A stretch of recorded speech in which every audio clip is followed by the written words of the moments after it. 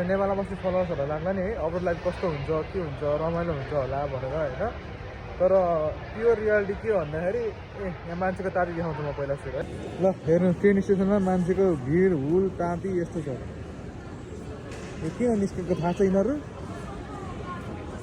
अब यहाँबाट तपाईँको 25 मिनटमा पुग्थेँ होइन 30 मिनटमा म ट्रेन स्टेसनमा आइपुगेँ मेरो बस चढेर आउनुपर्छ भनेर सुरुमा ट्रेन स्टेसनमा आउनु चाहिँ होइन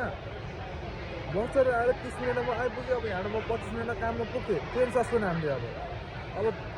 अब बस जान यहाँबाट ठ्याक्कै लाएर 3 घन्टा लाग्छ अब बरु मेरो घरतिर भएन नि म अर्को त्यो तपाईँको अन्डरग्राउन्ड होइन ओभरग्राउन्डको ट्रेन लिन्थेँ क्या यहाँ अन्डरग्राउन्डको ट्रेन सस्पेन्ड हान्थ्यो अब यत्तिकै कि यिनीहरूको के हुन्छ यार यत्तिकै सस्पेन्ड हानिदिन्छ भने र सब फर्केको यस्तो हुन्छ अब लाइफ सुरुमा काम पाउँदैन काम पाएपछि काममा जाने ठाउँ पाउँदैन यस्तै हो